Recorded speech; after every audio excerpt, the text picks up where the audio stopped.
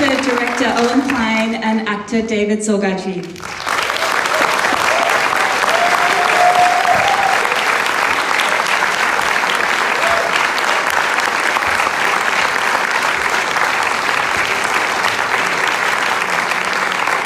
It is such a fun pleasure to have a comedy film like this in our selection this year, so thank you so much for the film, Owen.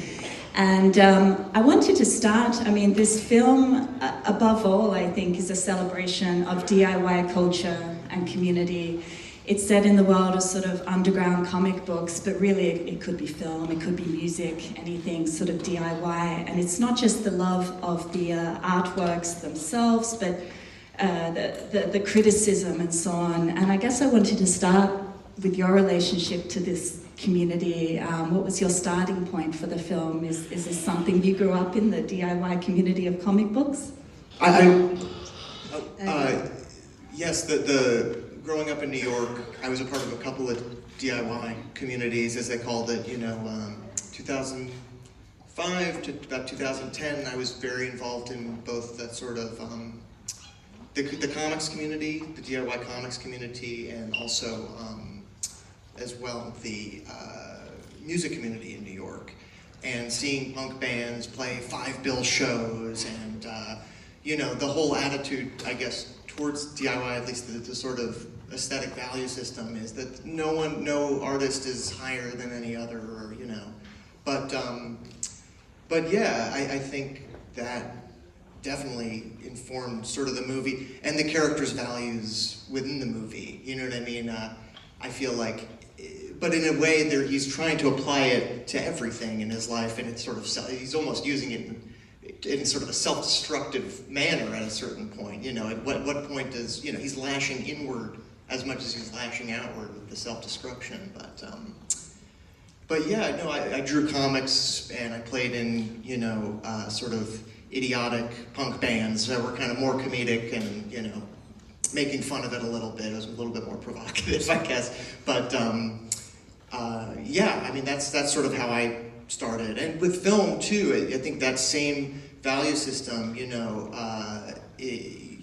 look at old issues of the Cahiers and Truffaut and Godard talking about, they were the first guys pointing to the Warner Brothers and MGM cartoons of, the Looney Tunes cartoons of Tex Avery, Frank Tashlin. These were, and they were seeing that as cinema. They were seeing it just at the same level as Renoir or anything else, you know what I mean? There's no ranking, so that definitely informed the film. On the screen, but it's so wonderful to have a Cannes on the Quinzaine.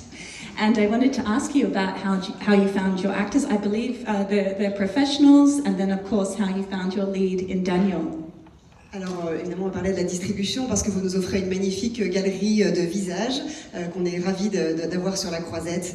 Ce sont des acteurs professionnels, mais est-ce que vous pouvez nous dire comment vous les avez castés, engagés, et aussi évidemment parler de votre acteur principal, Daniel? Yes, well again, so it's, back to sort of DIY, this movie, a lot of the characters in this movie were sort of designed for people in reach, people I knew, characters from my own life, colorful ones.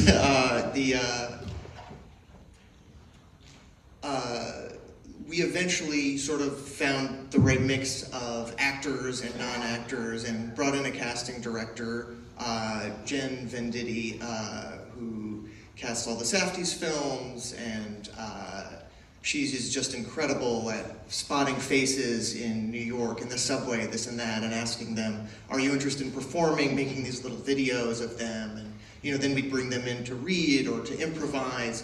But a lot of the people in this movie were already known, and again, it was sort of bespoke. It was customized for specifically Barry, the landlord of the basement apartment. That was for him. I feel like it would have been very easy to cast someone a little more slovenly, but he has this kind of dapper, gentlemanly quality that I think, his classiness kind of shines right through the sweat and all that.